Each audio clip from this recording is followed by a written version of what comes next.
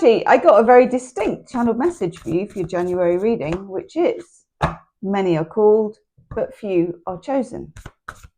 It's something that my mum says sometimes. I think it might be biblical in origin, I'm not sure. Ooh, oh my God, this is very interesting. You get fallen angel, spiritual narcolepsy. Am I saying that right? Narcolepsy. Narcolepsy? That sounds like a drink. Spiritual narcolepsy, falling asleep on the job. Okay. I'm also going to take a Mystic Maidens card before I throw some tarot at it. Have you missed your calling? That's one thing I'm getting. Okay, a few cards came out in one go. Holy macaroni. I'm loving this. You get the stargazer, which every Sagittarian is and should be. But also, I think it's really important with Sagittarius, and let me know what you think in the comments. I think it's important to make time for doing nothing, because you're never doing nothing. You're doing something. While nothing is happening, everything is happening for a Sagittarius. So when it says spiritual narcolepsy, which I'm never going to be able to say properly, it doesn't mean that you should be like swinging the gong, you know, full moon in the garden, getting out your crystals right, left and centre. It's more about that special source that Sagittarians have in being able to see the world as a sort of spiritual playground and to play in it, and to do that for the rest of the zodiac, and to bring people in and to teach other people how to do that, and to make other people feel comfortable and curious about the ins and outs of all of the in-betweens. Okay, so when you get this rather gorgeous card of the stargazer, it's not necessarily saying, you know, what's he called? You'd have to be Patrick Moore going in some kind of man shed with a big telescope, although if you want to knock yourself out, this is about just contemplating what it means to be, what it means to be spirit in a human body, what it means to be part of this galaxy, what it means just to be. We also get this card, the empath. I like this. I would like a top like that as well, actually. If anyone found like, or if anybody knows where to get like a black polo neck with that on, I'm up for it. I'm here for that, definitely. Anyhow, the empath, positive energy and compassion. It's a lot more than that though. Sometimes when people hear empath, they think that person has a lot of sympathy. Empathy is different, especially if you really are an empath, which most Sagittarians are, because you're ruled by Jupiter, and that's a very philosophical sign. I'm going to get a Starborn Oracle card out in a minute, actually. When it comes to being an empath, it's sometimes a bit of a dirty job, though, and you will know that because it's something you can't really switch off. So that's why a lot of Sagittarians need time on their own. Something that is rarely talked about in the astrology books, and let me know in the comments, okay? Sagittarius, yes, you can take a Sagittarian to a party. Yes, they're very good. They're quite sociable, for want of a better word, but actually there is a very introverted pocket to a Sagittarian where they need to defrag from all of the things that their empath self kind of hoovers in from other people and processes and gives back tidied and cleaned. And no wonder you've got this spiritual narcolepsy sometimes. And for some of you, there may be somebody in your circle, could be your friendship circle. We'll look at love and relationships in the second half of the reading. Could be your friendship circle, could be work, definitely work for some of you, where somebody is plugging into you a bit much, and you're wondering why your battery feels so drained, and it's because it's charging somebody else. Now, sometimes when you've got enough charge for two, that's okay. You've just come out of your birthday month. You've just come out of 2025. I believe that 2025 was quite a draining year. So you may need to give that person a wide berth for a while. It doesn't mean you have to cut them off. You know, things are not black and white, not for Sagittarians. But you do need to do that thing that Sagittarians are very good at, where you have boundaries, but you don't necessarily have to say, no, thank you, this is my boundary. You just kind of, you're mutable. You just sort of avoid it. So I would be careful. Yes, it's good to be an empath. Yes, it's probably part of your job to be an empath, I would imagine. Certainly like your life path. You can help others so they can follow you, etc. But for the ones where you feel they're plugging in, yeah, give them a wide berth for now. And then you get the forest mystic. Love that. Grounding and enlightenment. You may also find literally that being in the forest really works for you. You may find that, yeah, I do want that deck. You may find that having your feet on the ground really works for you. You need some grounding, especially if you have been empathic, because sometimes as an empath, it lifts us off the ground. I don't know why this is. It lifts us into this sort of liminal space where this is a really weird channel I'm getting for you. Some of you, please say hello in the comments as well. If you are therapists, teachers, healers, leaders, you can almost, God, I'm getting like if you were on a film and they took you apart, like you just almost, your skin came off, your bones went, it's like you make yourself into nothing so that you can be with other people. And it's a very useful skill to have. It's like neutralizing yourself, especially if you're doing like massage therapy or Reiki or therapy or something. You have a way of guarding yourself by disappearing.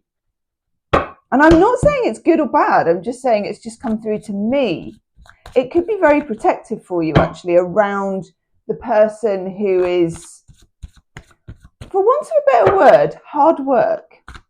Some people are hard work. I watched a thing the other day on a different platform of a guy who was saying, why is it when one person texts me and it takes me 3 to 5 weeks to get back to them, and another person will text me and I'm back to them within 3 seconds?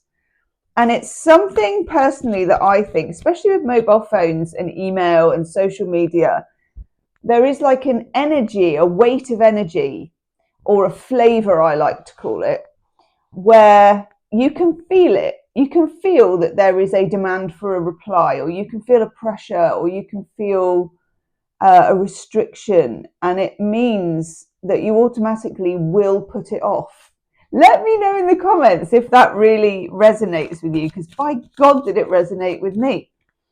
Okay, what do we need to know for Saggy as they're coming into 2026? This is Sagittarius 2026 tarot reading. Sun, Moon, Rising, Venus. What do we need to know, please? This is rather nice, actually.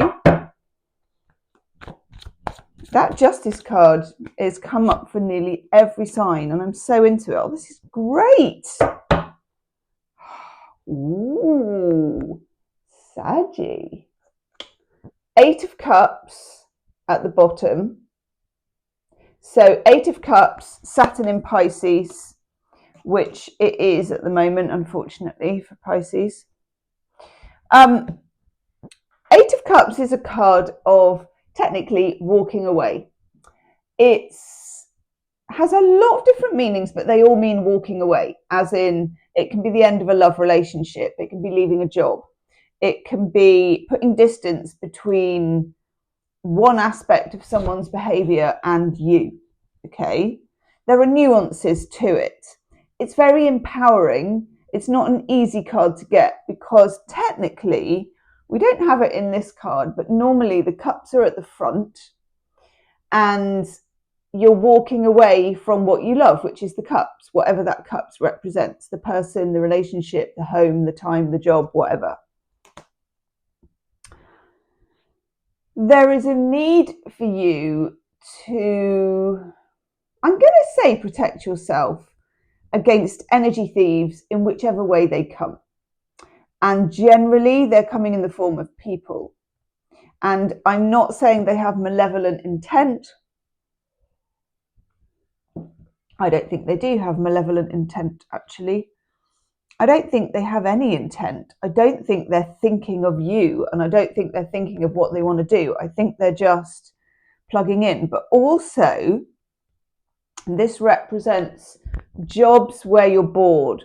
Saggies can't be bored. This is not good. And I accept there are periods of time where you've got to do a boring job to pay the bills, but it's not forever, okay? You need a plan. You need to know that you will walk away when you need to, if you need to. Very, very important. It's part of your DNA, really, as a Sagittarian, to be an adventurer, to be able to not quite know what's coming around the corner. So boring people, repetitive people, boring jobs, repetitive jobs, getting sick of living where you're living, relationships that have had past their sell-by date, all of that, you're going to be tempted to fling it over, to walk away, to put a distance. And I like that for you. We also get Mr. Tighty Whities here, the Three of Wands, which for a Saggy is fantastic. The adventurer, looking out over the horizon, striking out with fire. Yes. Now this card, this is the one that's come up for, I think it might have come up for every sign this month, which I love. Justice. Okay. Justice is a karmic, it's happening in January for a lot of signs, and I don't know why. There'll be a reason, but I don't know what it is. It's like somebody, and I've just had a channeled message of a really big, you know, when there's like a major main switch, you see it in films, they're like, turn off the whatever it is, quick, quick, quick. And they run and there's like a metal like that. Think of that as a karmic switch. You've got a karmic switch. So what has been unfavorable should disappear with your help, and more favorable things are coming in. But for some of you, it's going to be difficult to experience these opportunities if you're still clogged up with the boring stuff. Okay. Next to Justice, we have the Four of Wands, which again, it's a gorgeous card because you've got the Three of Wands becoming the Four of Wands. This is hunting down opportunities, looking out over the horizon, being brave enough to strike out. And you are rewarded by the opportunity of the Four of Wands, which is like, oh my God, this amazing, and this happens to Saggies a lot, this thing just popped up out of nowhere. It's like this job, this person, this relationship, this life, this opportunity. It's not out of nowhere. It's because you cleared the decks by walking away from this. It's because you spent some time doing this. It's because you took time to regenerate yourself and distanced yourself from energy thieves. Okay.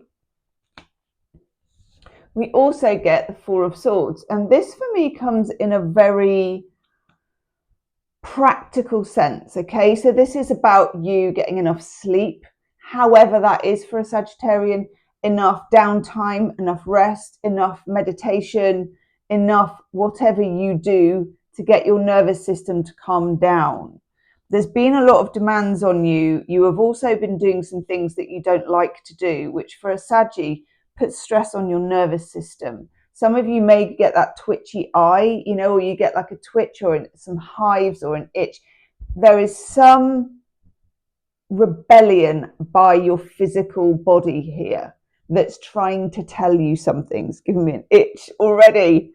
It's trying to tell you something, and it's trying to tell you to rest, to stargaze, to be yourself, to be free, to be the empath, but also to cloak yourself in that. And let me know if you have any rituals for that. And now we'll have a look at the love reading in a sec. We've got the Six of Wands. Woohoo! is the reason to celebrate. This is victory. This is the karmic switch. We love this.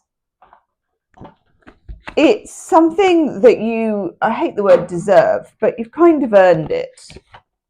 Also, fortune favours the brave, because sticking with boring things is a bit of a comfort zone thing as well, isn't it? Let's have a look. Saggies don't do well in their comfort zone. Well, we just have to expand the comfort zone.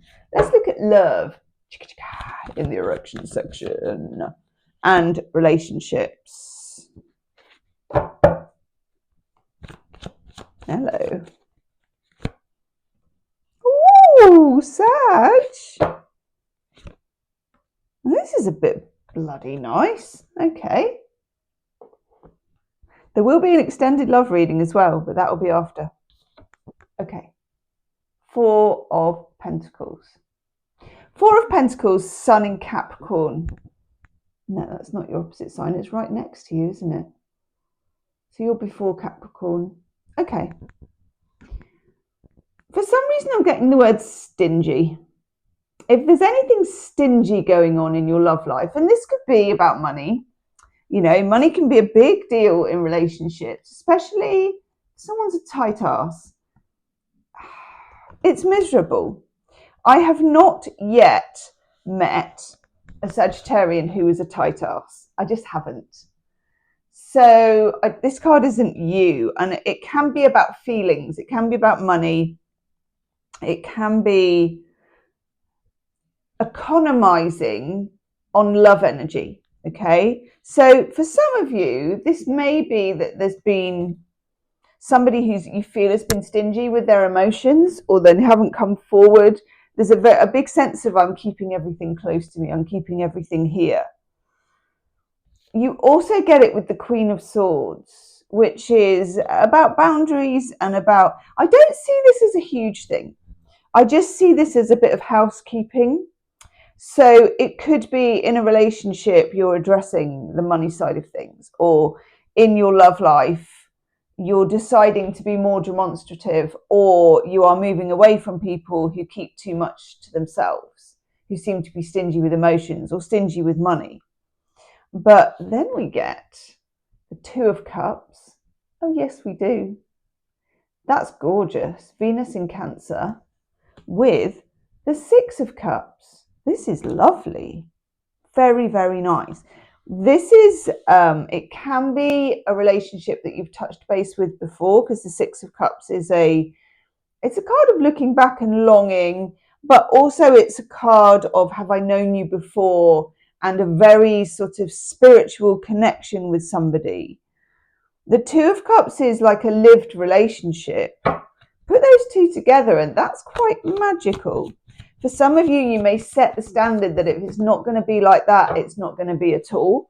And for others of you, if you haven't met anyone yet, yeah, hang on, let me just look. There's a lot going on in your emotional life here. I've got 2 cards there. Right. Lordy. I've got the 5 of Cups, and that is the need to get out something emotional, to discuss something emotional. If you're in a connection, you could come up to a sort of crossroads or a dividing of the ways where you have to decide whether it's that.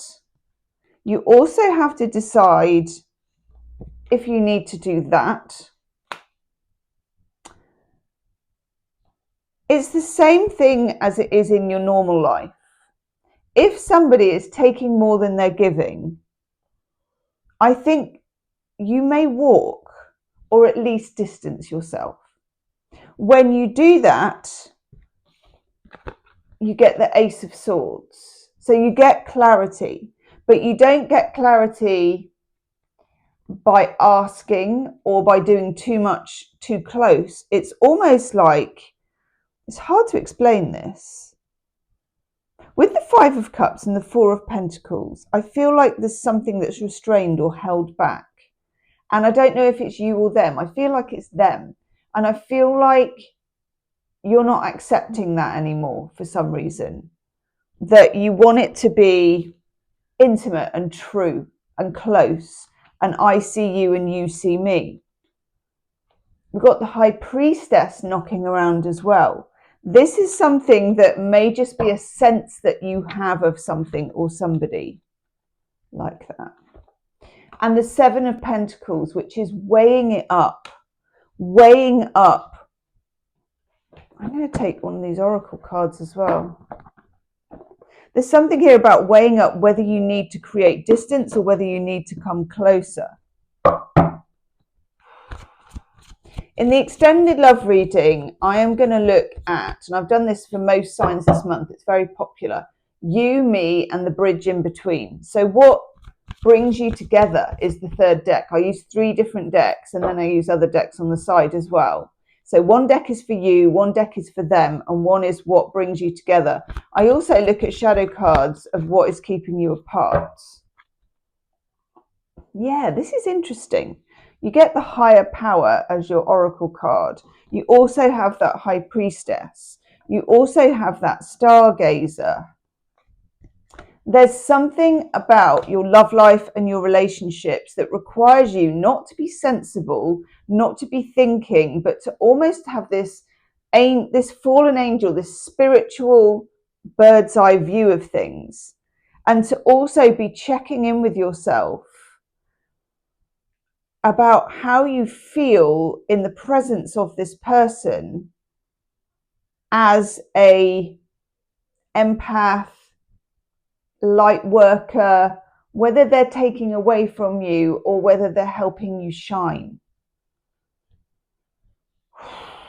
There's going to be a lot in the extended reading to look at, and I'm going to go and make a start on that now. I'm going to select a deck for you, a deck for them, and then I'm going to have the deck for the in-between. The link for that is underneath the video, Sagittarius. I love this for you. I'll see you on the other side. Namaste.